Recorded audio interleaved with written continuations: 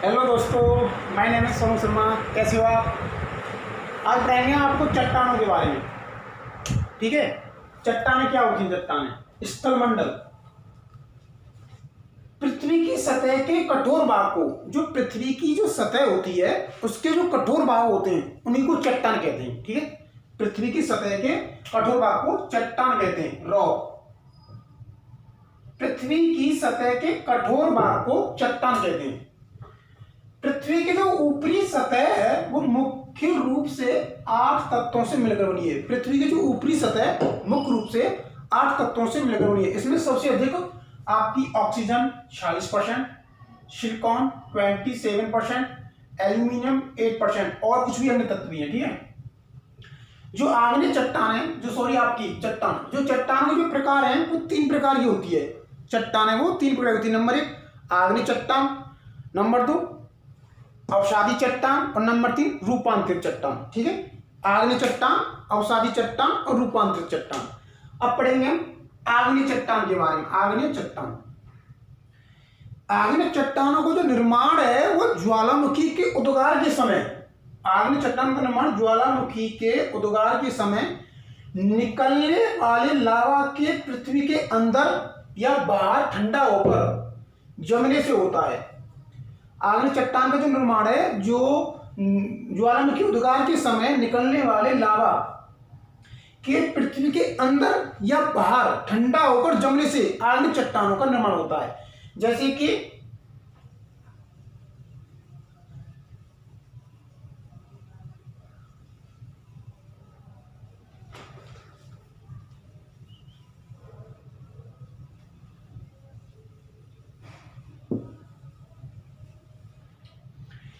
कि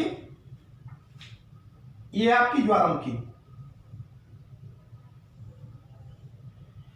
यहां पे अंदर वो होता है, ये मैग्मा होता है। मैग्मा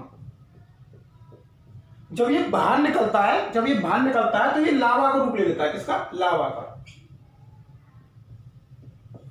और बाहर ये 3 परतों में, कितनी परतों में? 3 परतों में डिवाइड हो जाता है।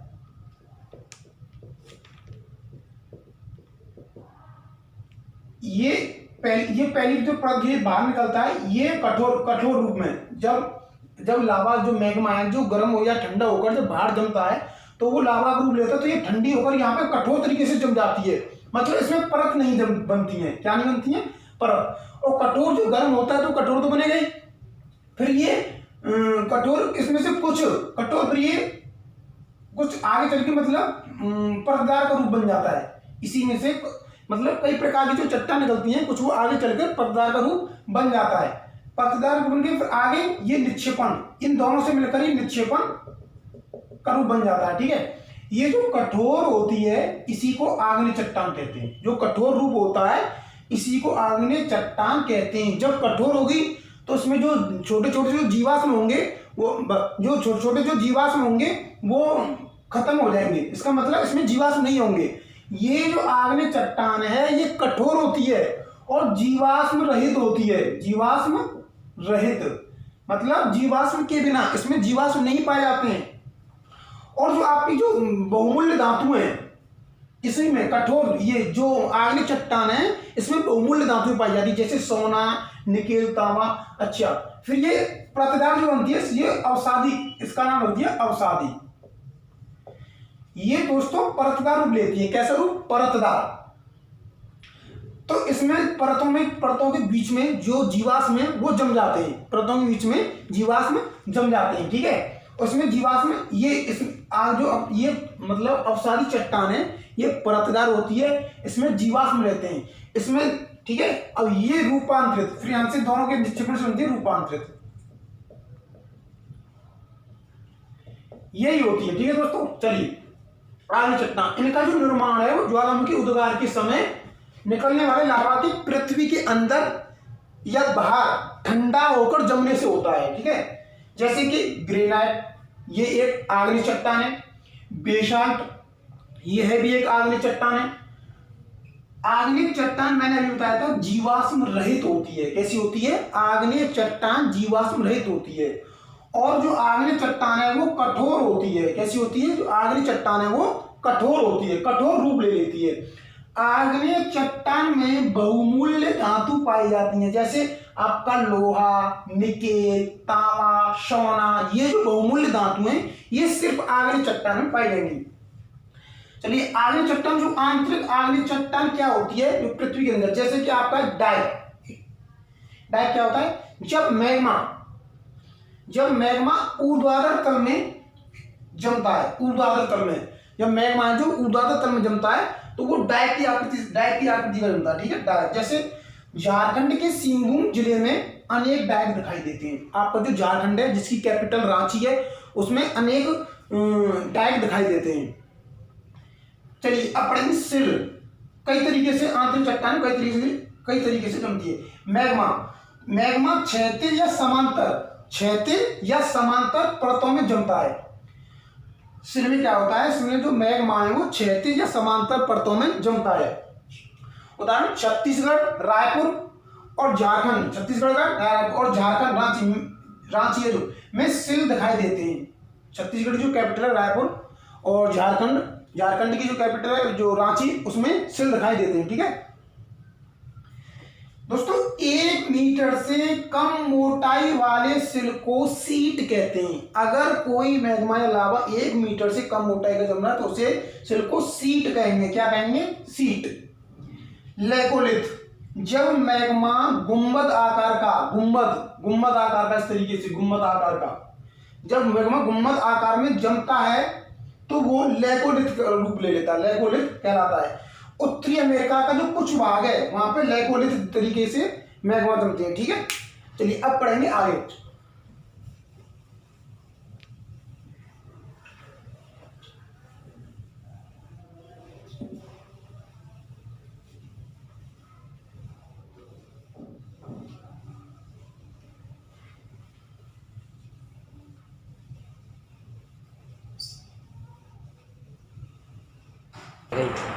लेकोलिथ,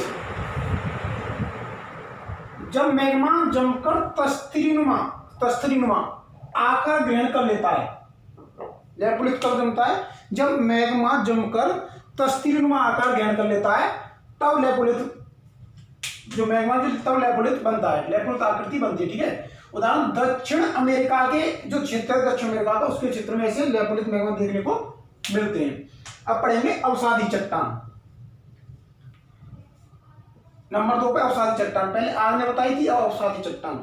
अवसादी चट्टान में मैंने आपको बताया था ये जो अवसादी चट्टान है ये जीवाश्म युक्त होती है, अर्थात मतलब इसमें जीवाश्म पाए जाते हैं। और जो आग्नेय चट्टान थी उसमें जीवाश्म रहित होती है, अर्थात उसमें जीवाश्म नहीं पाए जाते हैं।